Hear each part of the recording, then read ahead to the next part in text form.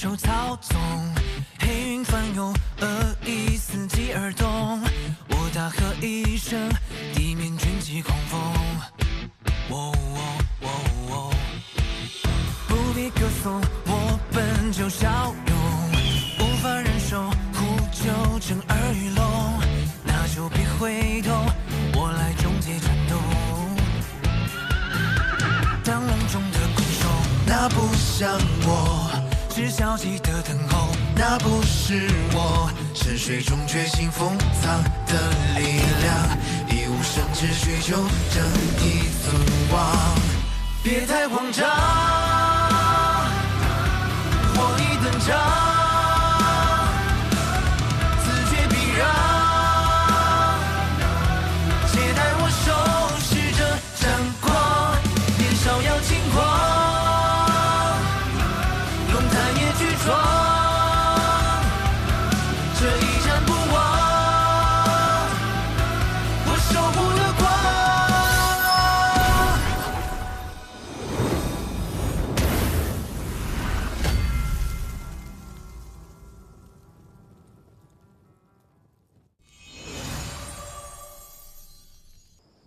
林雨，其实今天来，我是想向你解释清楚原委。我们3人要去芦花鼓楼，其实是为了救人。救人？对，我那个昏迷不醒的同伴叫曹彦兵，10年前他的母亲进入芦花鼓楼之后就再也没有出来，所以无论如何，他都要进到鼓楼救出母亲。啊。至于夏玲，他的父亲曾经是镇魂将，10年前死了蹊跷，所以他要进到鼓楼调查清楚。那，你呢？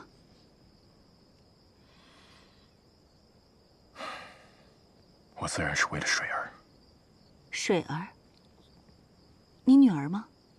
你找到她了？找是找到了，但是3个月前，我遭到奸人迫害，水儿也受到牵连，元神破散了。怎么会这样？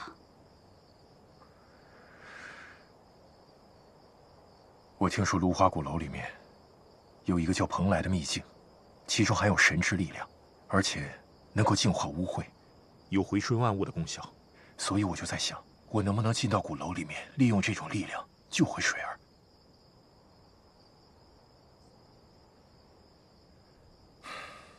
林雨，我们3人进那鼓楼，都是为了至亲至爱之人，我知道你一定能明白的。所以，在领路人这件事情上，我希望你能够出手相助，让若夫帮我们领路。这是必然的。这件事情要是换作是我，我也一定会不顾一切代价进入鼓楼的。你放心，明日我就和若夫去商议此事。不过今天晚上我们就好好喝酒叙旧。来，我再敬你一杯。好。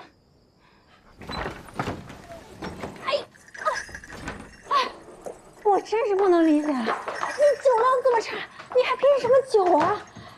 哎，小心一点。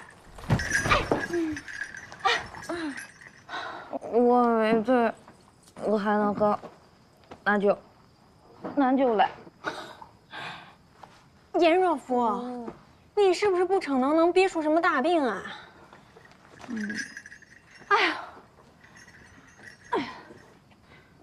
水，我要喝水，我要喝水。到底是谁招待谁呀？我要喝水。我给你拿水，拿水，水，来了。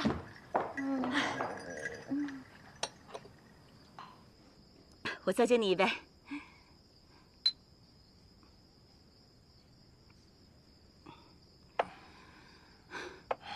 林雨，我看今天都喝得差不多了，你累了一天了，早点回去休息吧。贝洛大哥，咱们这么多年没见面了，干嘛这么着急走呢？我跟你说，我府上好酒可多的是，你别跟我客气。今天啊，不醉不归。来，你呀，别跟我客气。这杯呢，我就先干为敬了。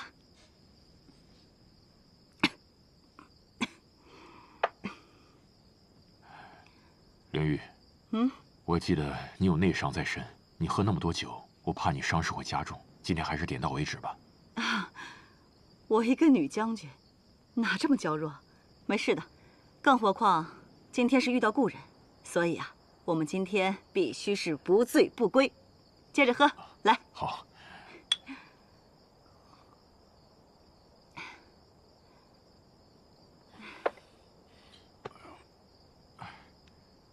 怎么了？抱歉，我出去一下。哎，贝洛大哥，你没事吧？不好意思，不好意思，可能是岁数大了，酒量有点退步。我马上回来，你等我一下。贝洛大哥。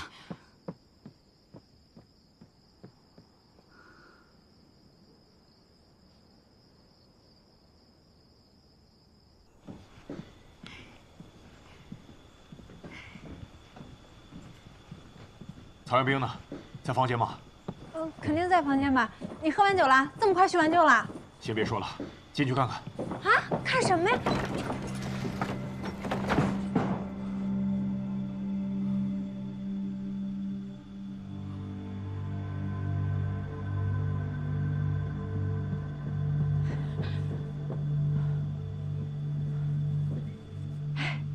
你不是说要看什么东西吗？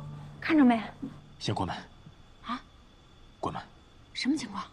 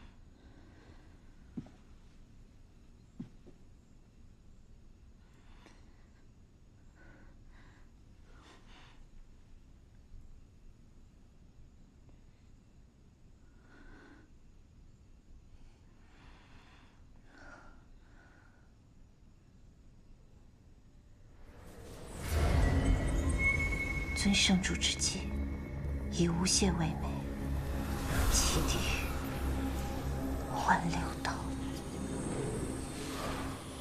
以无懈为美，弃地狱，换六道。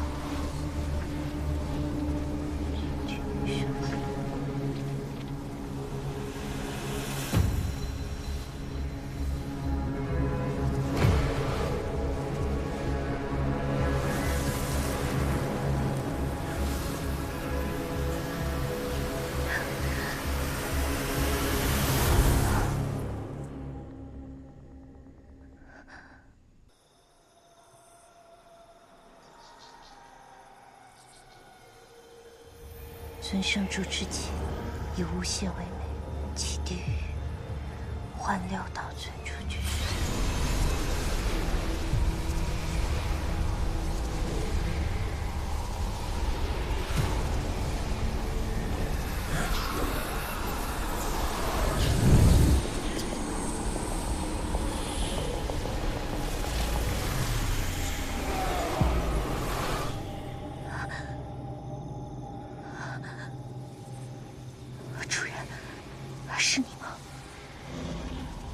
天狐，你真的还在这个世上？天狐终于又见到你了。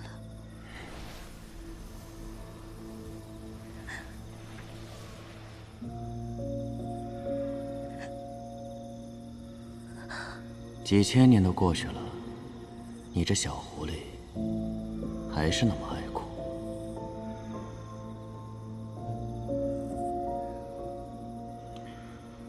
看来你还保留着当初我留给你的玩具。我记得您说过，这面小镜是用补天石的残片制成的。它虽不如顽石一般有泥和天裂、起死回生之效，但是我想着，它或许能将你唤出片刻。确实是只有片刻。待会儿记得再把我送回曹彦斌的体内。天狐记住了。可是主人，您为何在曹彦斌体内？您不是应该在当年那场大战之中湮灭了吗？湮灭？没那么容易。当年大战虽败，但我却留下残气，游荡于世间。历经千年，吸收天地之髓，终于在800多年前重新变得强大。却不想再遭封印，被那镇狱童子镇压。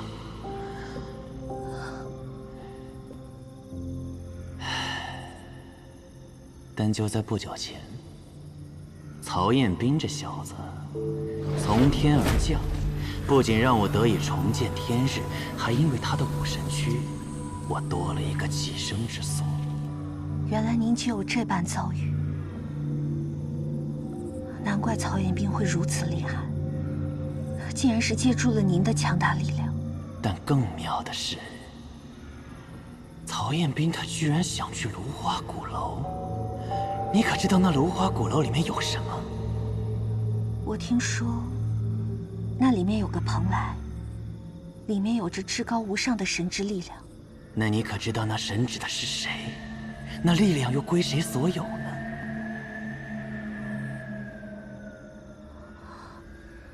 难道是？当年我肉体虽亡，但我力量的核心却难以化灭，被锁在那蓬莱秘境当中。如今我既已化形，我要彻底侵蚀曹彦斌的心智，夺取他的躯体，然后再取回蓬莱当中的力量，我便可以重新主宰世界。什么？您说的是真的吗？我没有听错吧？我又什么时候骗过你呢？那您需要我做什么？天狐一定肝脑涂地。暂时，你什么都不需要做，以后再说吧。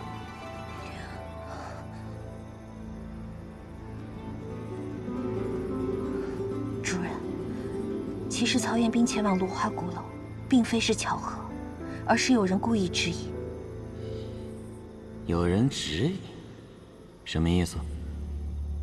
那人名叫黄甫龙斗，虽是人类，却是镇魂阶百年难遇的强者，有着颠覆灵界的野心和强大的实力。他想获得芦花鼓楼里的力量，这才将曹彦斌引去。我怕他到时候乱了您的计划，需不需要我将他？天狐，你知道这世间最有趣的是什么吗？是看戏。看别人苦心孤诣，设计精益，到头来却为他人做了嫁衣。难道说这场戏不精彩吗？这世间太无聊，得找点乐子才对。你说呢？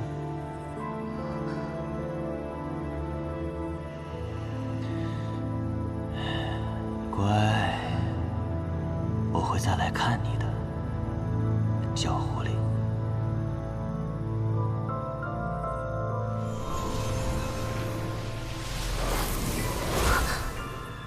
主人，主人。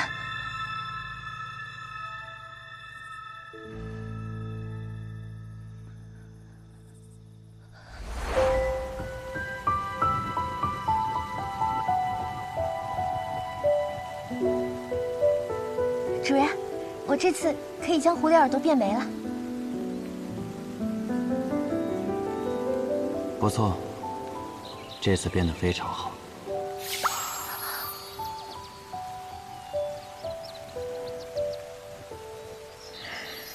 小狐狸，主人还有正事要做，你先去别处玩吧。主人，这次大战，请带我一同前往。我已说过，不用你去。我知道自己年纪小，力量弱，但是我想为您拼死一战，我也想保护主人。啰嗦。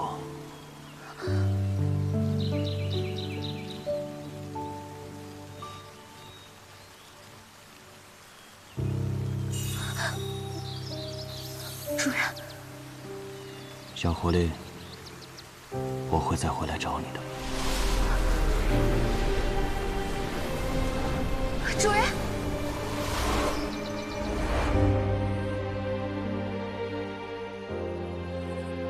主人，不管您需不需要，我都一定会帮你。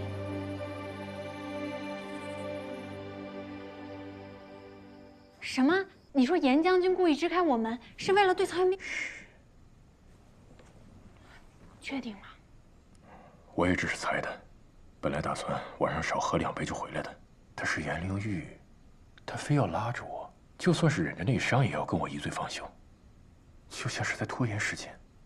我总觉得哪里不对劲儿，所以就设法早点脱身回来了。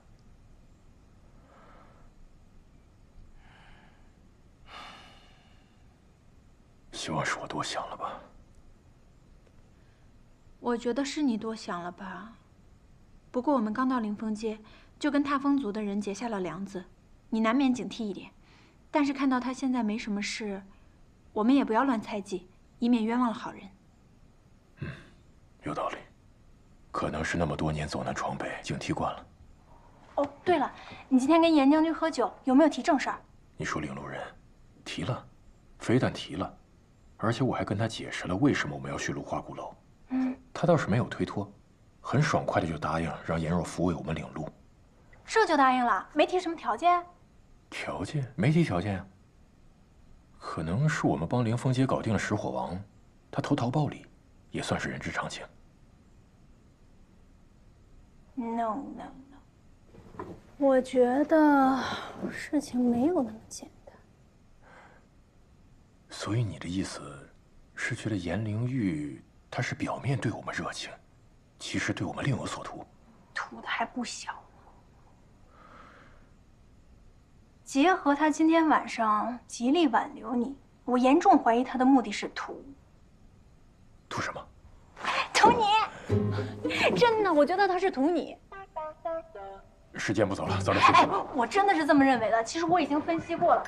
你想他，你别赶我呀！他贵为将军，其实他什么都不缺了，而且长得好看又不缺钱。你说他缺什么？你说他的人生缺什么？只缺觉。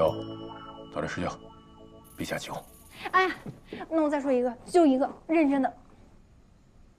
说。是这样的，今天曹元斌虽然帮助大家击败了石火王，但是他摧毁了一座房子，并且样子也挺可怕的。将军虽然没说什么，但是我觉得族人对我们是有很大意见的。哦，你看今天那个邵将军来了以后脸多臭啊！我提议我们一起帮助大家修房子，缓和一下跟族人的关系。这话说的还在理。而且你还可以在女将军面前好好展示展示。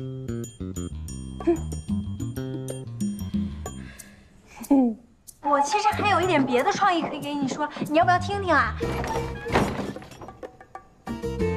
那就这么定了，咱们明天见，拜拜，晚安。不知被谁袭击，昏了过去。你觉得这个理由像话吗？属下不敢欺瞒将军。属下今早醒来就发现被人打晕了，扔在院里，确实不知是谁下的手。北落师门，应该不是，属下也怀疑过他，所以方才借口送早点，去试探了。他和那个叫夏琳的姑娘，并没有什么异样，应该不是他们。如果不是他们，那还会是谁呢？将军，不如属下今晚再去一试。不可。昨晚是因为曹彦兵重伤昏迷，北落师门和夏琳都没有防备，我们才有了胜算。机不可失，时不再来。我再想想别的办法。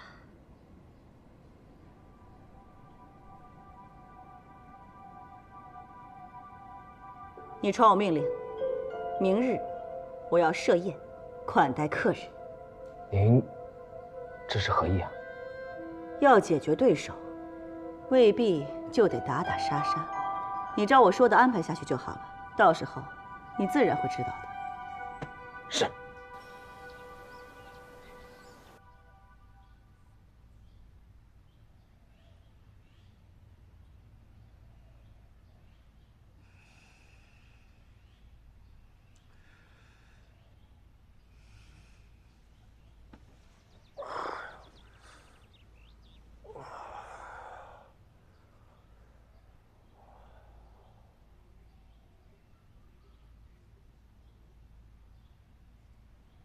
夏玲，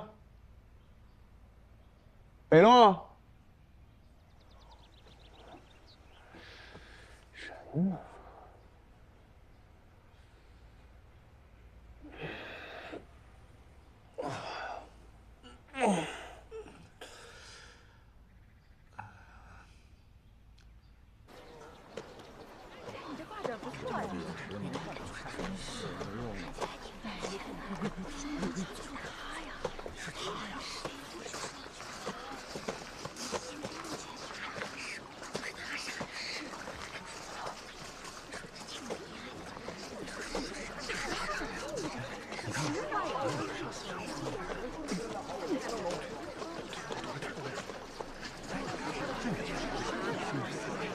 这话可不敢说，知人知面不知心，你看着长什么样。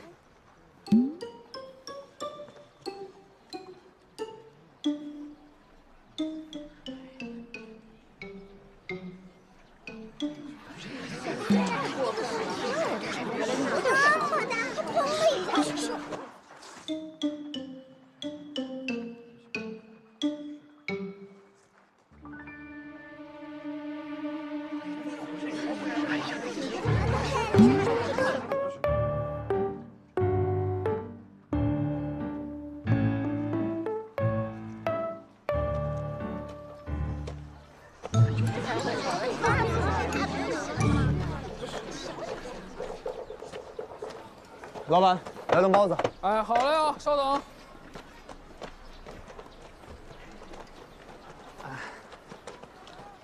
来。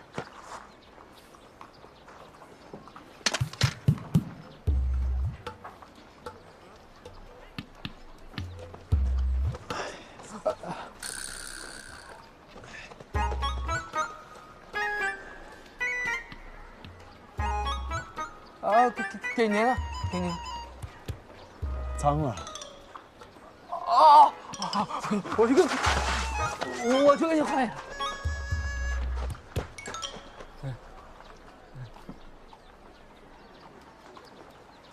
多少钱？哦，不要钱，不要钱。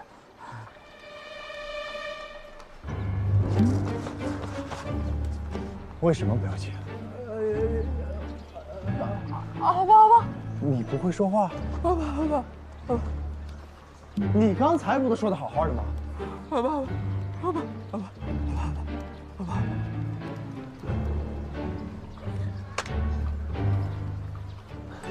哎呀，好吧，好吧。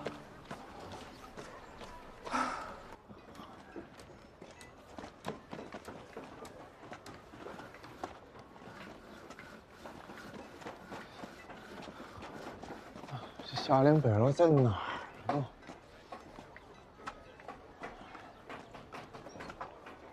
哎，钉子。哎，在这儿。好。哎呀，我们干得不错啊，一上午进度喜人啊。啊，你们俩怎么在这儿修房子呀？我快饿死了。他醒了，你怎么样？感觉难受吗？我除了现在饿的有点难受，我还有什么难受的？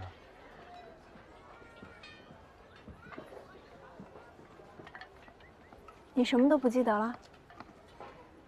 我需要记得什么？你们俩说话呀！刚才过来是临潼街的人，看我就跟见鬼了一样，到底怎么回事啊？那你知道我们为什么会在这儿修房子吗？他昨天被人炸了，你干的。我干的？嗯。那怎么可能？我昨天……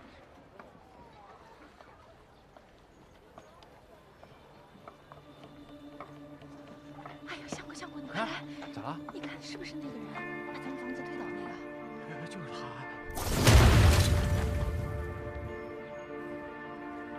我昨天在这儿打的石火王。没错，你昨天在这儿打的石火王，在战斗过程中，你又被身体那股力量反噬，而且比之前更严重。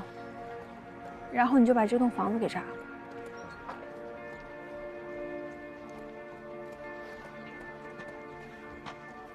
不过没事，你现在已经恢复正常了。我们到时候去跟人家好好解释解释，踏风族的人不会真的怪你的。我怎么叫不正常？我被反噬不还是为了帮他们解决石火王吗？那是没错，但这房子也是你炸的呀。这样，你亲手把这儿修好，咱们去跟人道个歉。道歉？我凭什么要道歉啊？昨天我救了踏风族，我救了林峰街，再不济也是功过相抵，让我去道歉算哪门子道理啊？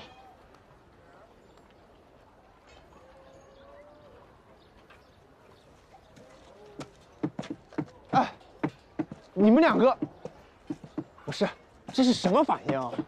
我有说错什么吗？这只是一栋空房子，又没有人，我又不是故意的。这石火王现在可是要屠他们街的，而且这踏风族的人也是，他们不屑我也就算了，还在背后指指点点，简直是没素质，不识好歹。怎么，说实话也不行吗？踏风族的人就是不识好歹，没素质。你再说一遍。好啊，亏得我母亲还让我来转达，说明天要设宴感谢3位。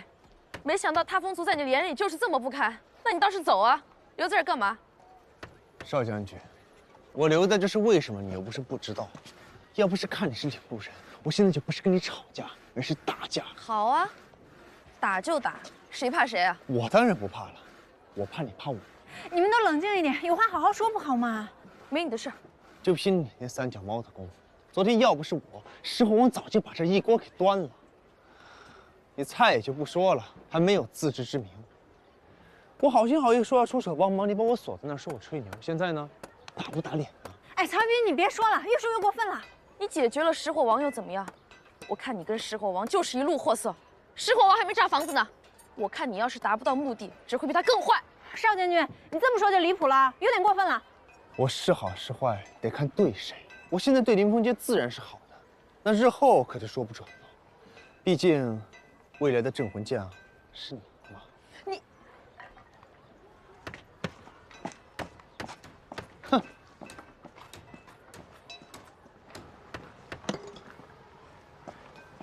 你是不是不嘴贱？你会死了你！邵将军，本来就是这样的嘛，打嘴仗当然不能让。邵将军，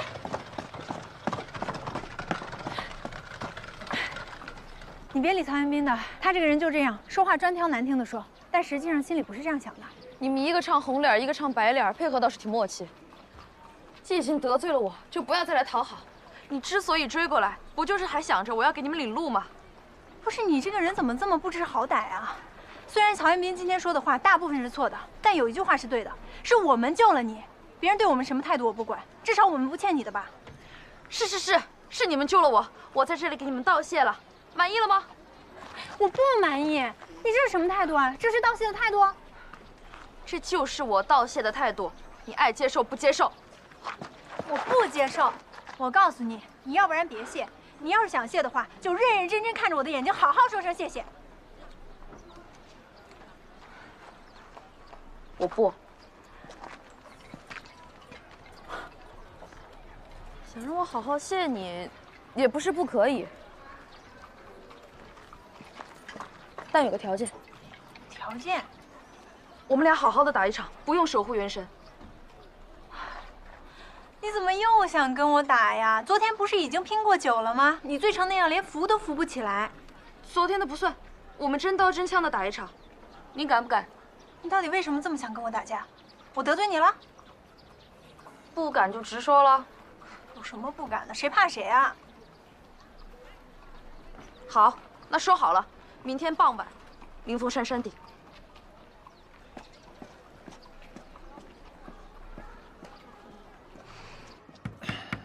那个，要帮忙吗，北若？你要是以后没那么冲动，我们就不用这么忙了。不是说了吗？这又不是我故意。我说的不是这个。不是这个，那是什么？多了。比如你从来没有告诉过我，你时刻面临着魔性力量反噬的风险。你一个人偷偷跑出牢房，一个人面对石火王。像你这样接近于零的团队意识，在部队里是要被狠狠批评的。哎呀，我情况不一样，我是镇魂将，这么多年一个人单兵作战，一个人战斗习惯了。但现在不一样了，你有同伴了。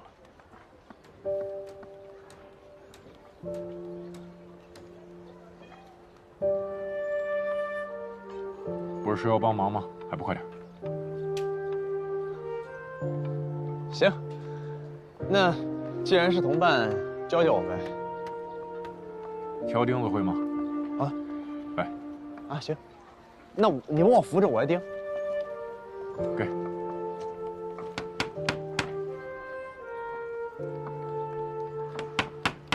曹元兵，你身体里的这个力量还是要当心。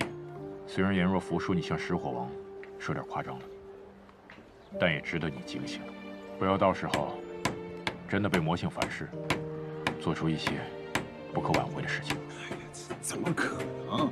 颜若甫那个人是乱说，危言耸听。没错，他就是性格有问题。他是属刺猬的，逮谁扎谁。夏小姐可算是理解我了，那你是不是应该给我赔个不是？你是属狗的，半斤8两。夏玲，你怎么说话？你说你到底是跟谁一边的？哎，行，先修到这儿吧，回去吃饭，吃完饭回来接着修。走。我是很饿，没错，但是夏玲，你也要搞清楚到底跟谁是同伴。好了，你们有这斗嘴的时间呢，好好想一想怎么对付这个领路人，这才是正事。我提一个总方针：曹元兵少说话。什么叫我少说话？你才该少说话。你少说话吧！我跟你说，要不是因为你的话，我要去哄那个少将军了。你是要人家当你领路人的，你到底知不知道啊？那又怪我，那石火王还是我打的呢。哦，石火王是你打的，那你去把少将军约来。我要不是把他打赢了，我早就把他。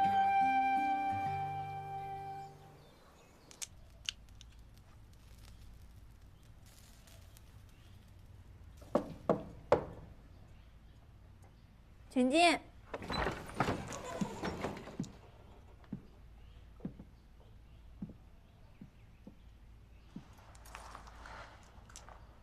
母亲让我来问，明天的宴席你有什么忌口的？没有，我这个人很好相处的，什么都不挑剔。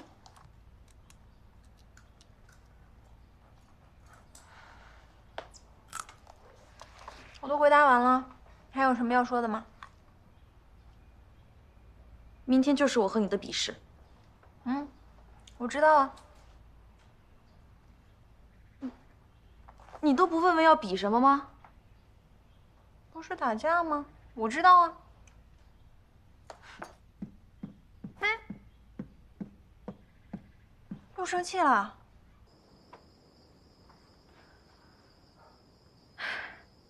明天一定要打赢他。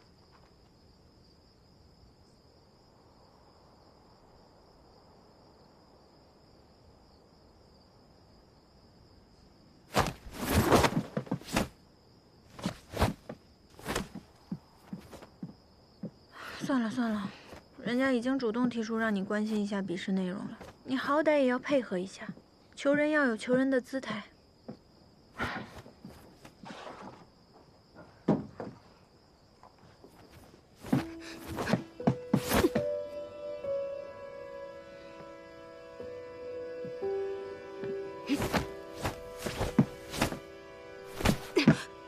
少将军，没事吧？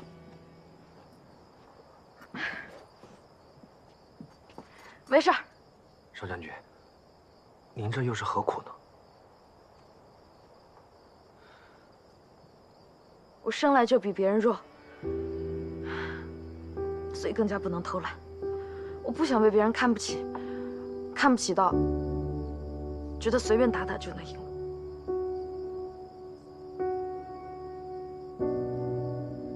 好，那让朗达陪您吧。好，那你帮我看看动作。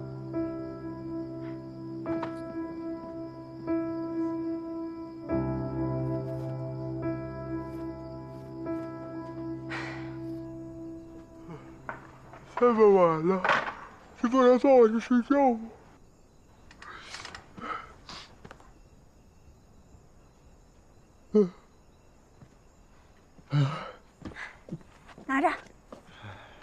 拿着。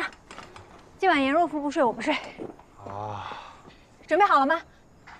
来吧。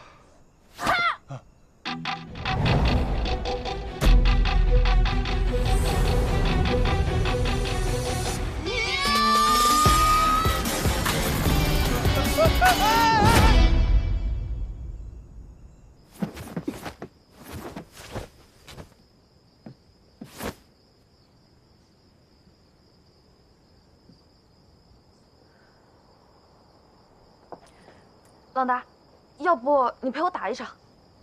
邵将军，我看现在时间也不早了，您也早点休息吧。明天你还得给客人表演呢。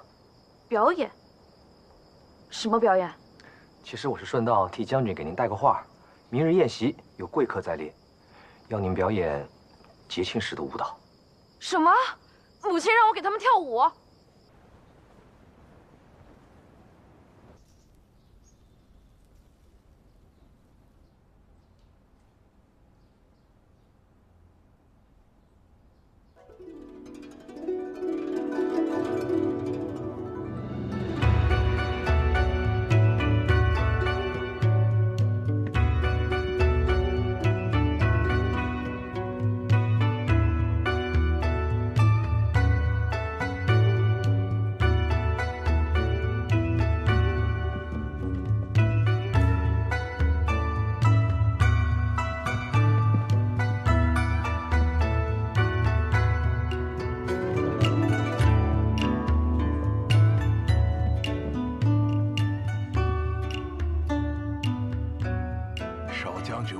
卓绝，惊为天人呐！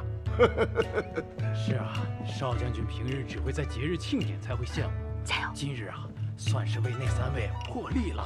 嗯。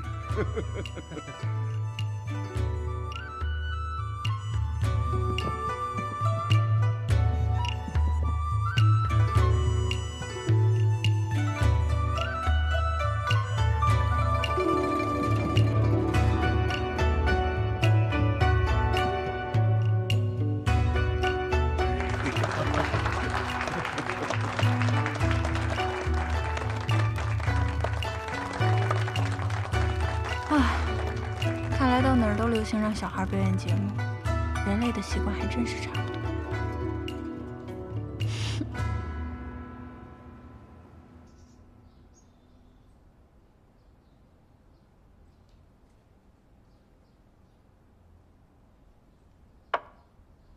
来，我敬3位一杯。石火王自立为王，这么多年时不时的侵扰和掠夺我凌风街，这次更变本加厉的欲对我们屠街灭族。你们此番将石火王一举消灭，实在是帮了我大忙，感谢。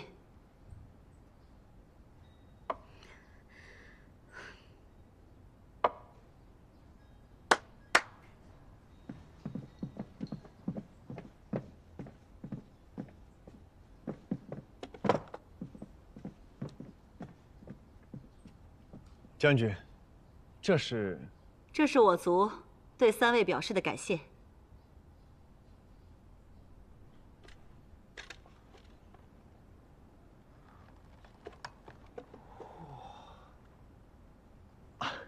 将军，你这实在是太破费了，我怎么好意思呢？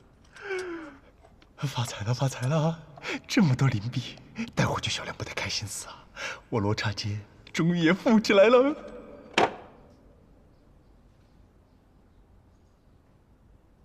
将军的好意我们心领了，但石火王一事你已经投桃报李，答应让邵将军为我们领路，所以就不必再破费了。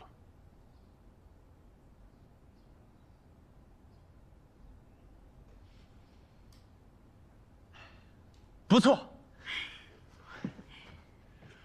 我出手解决石火王也是为了领路人，将军只要答应让邵将军领路即可。曹兄弟，可能你初来此地还不太了解我们芦花鼓楼。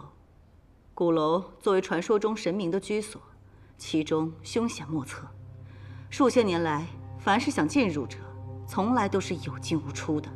有进无出？没错。即便如此，3位还是执意要进去吗？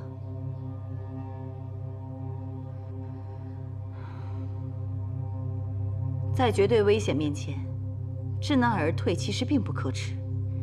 我相信，如果你们的亲人要是知道了这个情况，一定也不希望你们为他们冒险的。亲人？看来将军已经知道我们为什么要进鼓楼了。啊，韦洛大哥大致都和我说过了。那既然已经知道了，想必也能够理解我们一定要进入鼓楼的心情。方才将军说芦花鼓楼有进无出，那就让我们来成为那第一批从鼓楼里出来的人。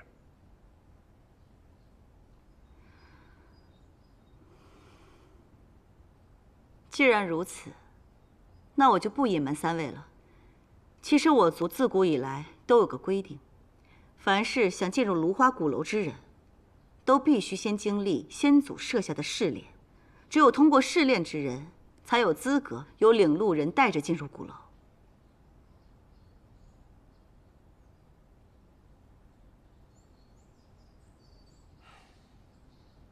我之前怎么从来没有听说过这样的试炼？北洛大哥，你之前来我们凌风街，也未曾说过你想要去鼓楼啊。那没有通过试炼呢，会怎么样？祖命不可违，是我就帮不了三位了。试炼自有风险，生死由命，是否参加，我希望三位还是考虑清楚。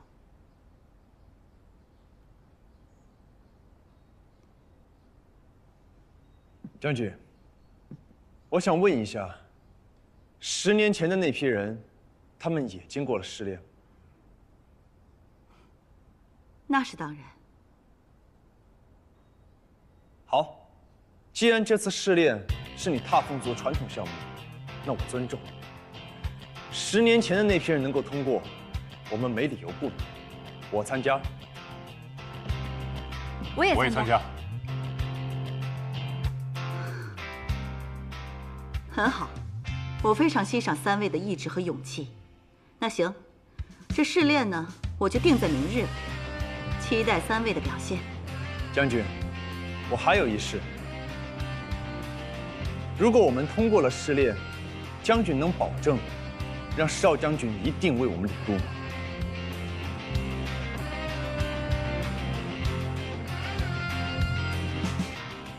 你放心。我才是这条街的镇魂将，我说了算。不过前提是，你们必须得通过试炼。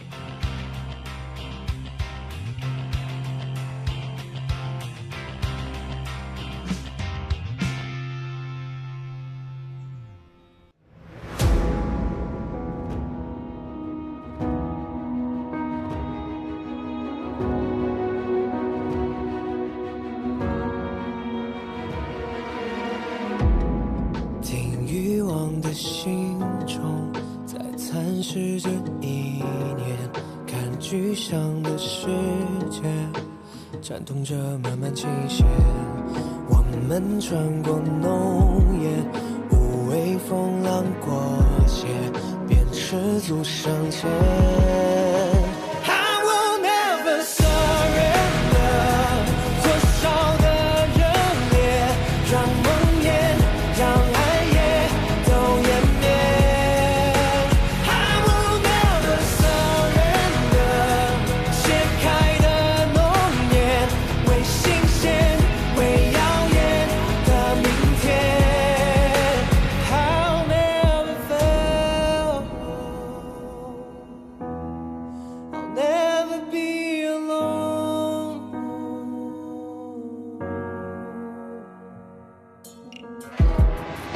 生命如落叶，打捞不到一眼。